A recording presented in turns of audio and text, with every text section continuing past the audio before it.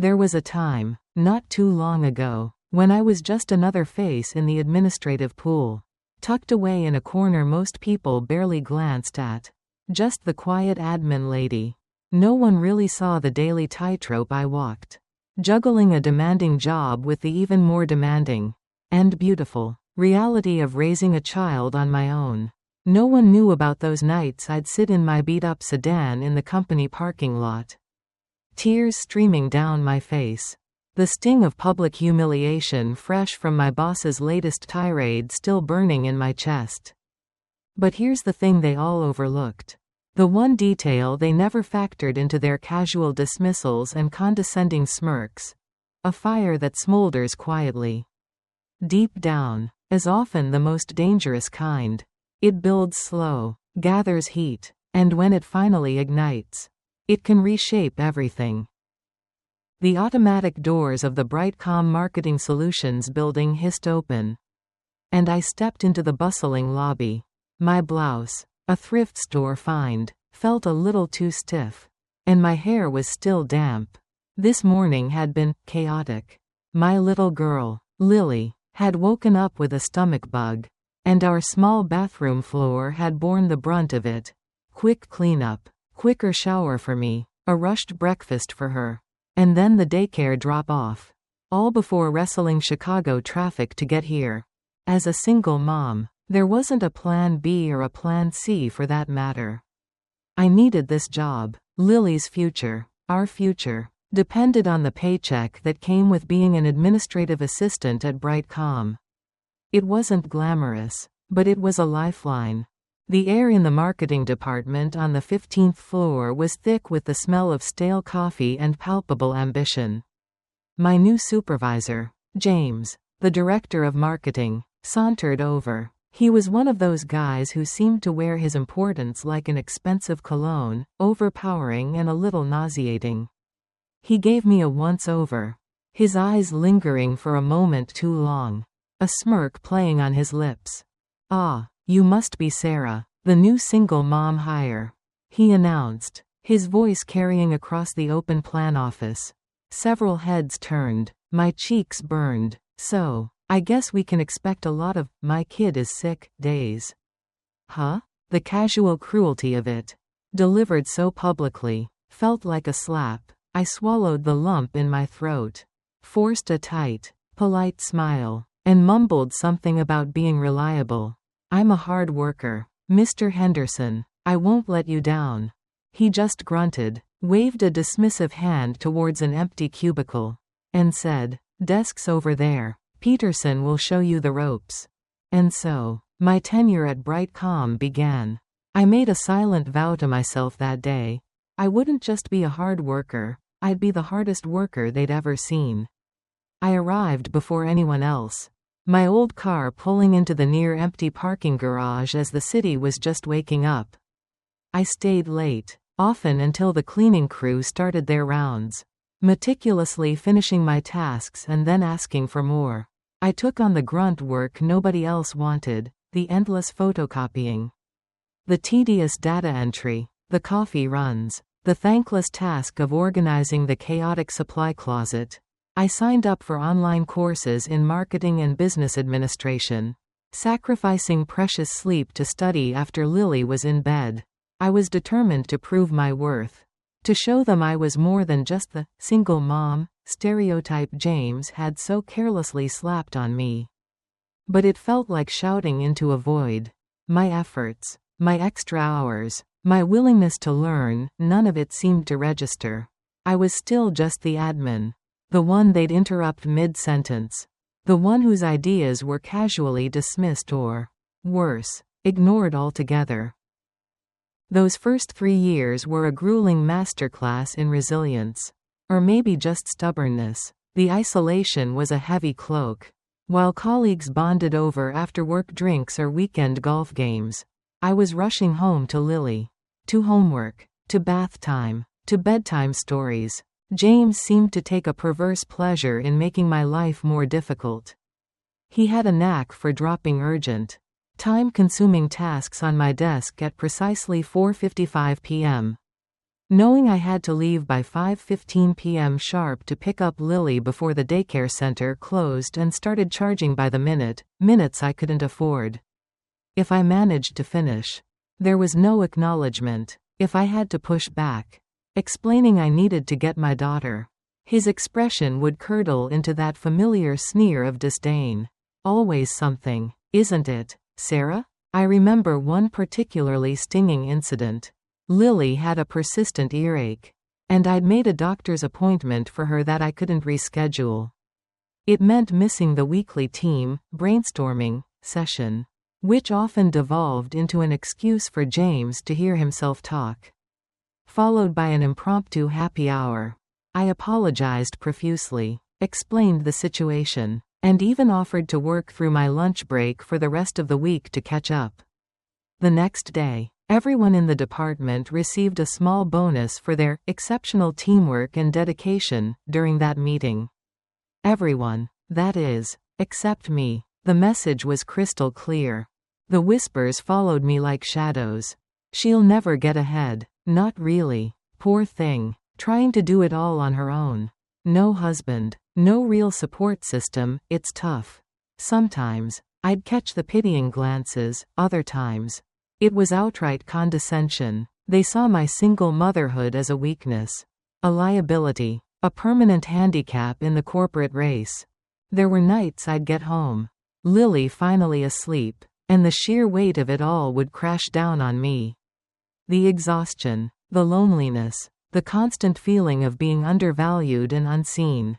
But even in those darkest moments, a tiny, fierce ember of defiance would glow within me. I'd look at Lily's sleeping face, her small hand curled around her favorite stuffed bunny, and I knew I couldn't crumble. I couldn't let them break me. No one is coming to save you, Sarah, I'd whisper to myself in the quiet of our small apartment. You have to save yourself. And so, I did the only thing I knew how. I kept going. I learned to build walls around my heart during the workday, to let the barbs and slights bounce off an invisible shield of professionalism.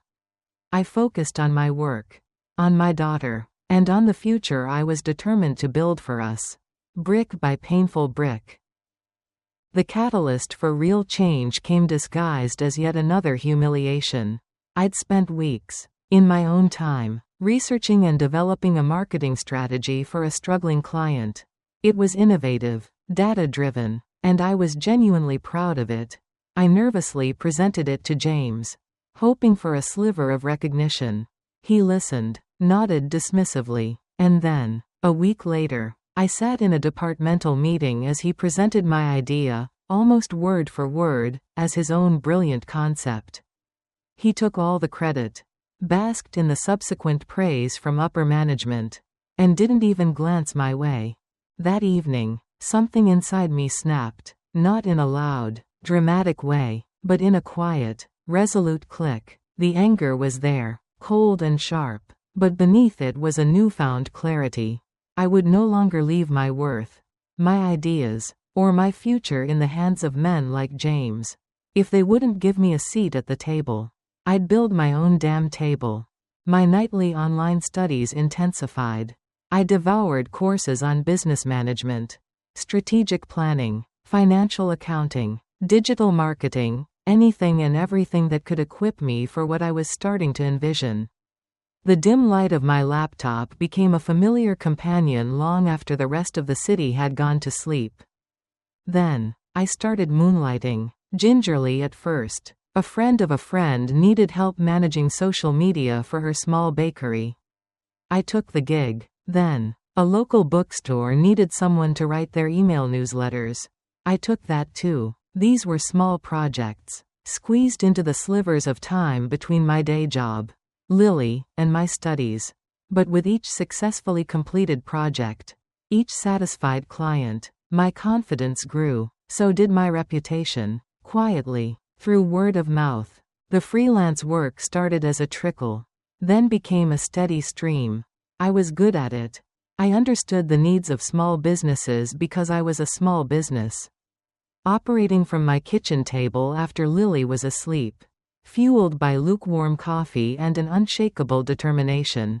I learned to negotiate contracts, manage client expectations, and deliver results. I was my own boss, my own quality control, my own biggest cheerleader. Within 2 years, the side hustle had blossomed. I had over 20 regular clients and had even started to outsource some of the work to a small, trusted team of freelancers I'd connected with online. The extra income was carefully saved, every penny earmarked for the future. The day I officially registered my own company, Risebridge Communications, was one of the proudest days of my life. The name was symbolic. I was building a bridge for myself, rising from the ashes of my undervalued past. The official address was my little apartment, the headquarters my tiny kitchen. It wasn't much, but it was mine, and it was just the beginning. All of this, under the radar. At Brightcom, I was still just Sarah, the quiet admin. They had no idea. Life has a funny way of throwing curveballs, and sometimes those curveballs turn into home runs. Around my 6th year at Brightcom, and my 3rd year secretly running Risebridge, things started to go south for my day job employer. Their old-school marketing strategies were failing spectacularly in the rapidly evolving digital landscape. Clients were leaving in droves. Profits were plummeting, and a palpable sense of panic had begun to permeate the once confident halls. The board of directors at Brightcom, desperate to stop the bleeding, began looking for external partners, fresh perspectives, anyone who could help them right the ship. They needed a lifeline, a complete overhaul of their outdated approach. And here's where the universe, or maybe just good old-fashioned karma, decided to wink at me. One of my biggest clients at Risebridge Communications, a rapidly growing tech startup I'd helped achieve significant market penetration, was also being courted by Brightcom's investors as a potential strategic partner. My client, knowing the quality of my work and the results I'd delivered for them, enthusiastically recommended Risebridge Communications to the investment group overseeing Brightcom's restructuring. They spoke of our innovative strategies, our agility, our deep understanding of the modern consumer. They spoke of my leadership. The call came on a Tuesday afternoon. An invitation for Risebridge Communications to present a proposal for a potential merger and acquisition, with the aim of Risebridge taking the lead in revitalizing Brightcom. I remember walking into that familiar Brightcom boardroom a week later. The mahogany table gleamed under the recessed lighting, the same table around which I'd served countless cups of coffee and taken endless minutes. But this time, I wasn't entering as an assistant. I wore a sharply tailored gray suit, my portfolio under my arm, my Risebridge team flanking me. And there he was, James, standing at the head of the table, mid-presentation, looking as smug and self-assured as ever, completely oblivious to the seismic shift that was about to occur. He was outlining his plan to save the company, filled with the same tired buzzwords and uninspired concepts that had led them into this mess. He faltered, mid-sentence, as I was introduced by the lead investor. The name, Risebridge Communications, clearly meant nothing to him. But then, as I stepped forward, as our eyes met, I saw the flicker, confusion, then dawning disbelief, then something akin to sheer, unadulterated shock. His confident posture sagged, just for a moment, before he quickly tried to recover. The presentation from my team was crisp, professional, and undeniably powerful. We laid out a bold, innovative vision for Brightcom's future, backed by solid data and a proven track record from Risebridge's successes. The decision from the investors and the Brightcom board was swift. Later that afternoon, at that same gleaming mahogany table, I signed the M&A agreement, the paperwork that officially made Risebridge Communications the new operational lead for Brightcom. The paperwork that officially made me, Sarah Jenkins, the former, overlooked single mom, administrative assistant, the new CEO. The woman they once dismissed as a burden was now in charge. The look on James's face as the ink dried on that contract? Priceless. Utterly, spectacularly priceless. My first all-hands meeting as the new CEO of the combined Brightcom-Risebridge entity was held a week later in the company's main conference hall. The room was packed. Anxious faces, curious faces, and a few faces I recognized all too well from my years in the trenches. I stepped up to the podium, adjusted the microphone, and took a deep breath. The silence in the room was absolute. "Good morning, everyone," I began, my voice steady and clear, resonating with the confidence I'd earned through fire. "Some of you know me. For many years, I worked right here, in this company, as an administrative assistant." A few murmurs rippled through the crowd. "There was a time," I continued, my gaze sweeping across the room, "when I was told, sometimes subtly, sometimes not so subtly, that someone like me, a single mother, wasn't cut out for leadership. That my circumstances were a limitation. That my focus would always be divided." I paused, letting my words sink in. "But I stand before you today. Not to settle old scores. Not to dwell on the past with bitterness.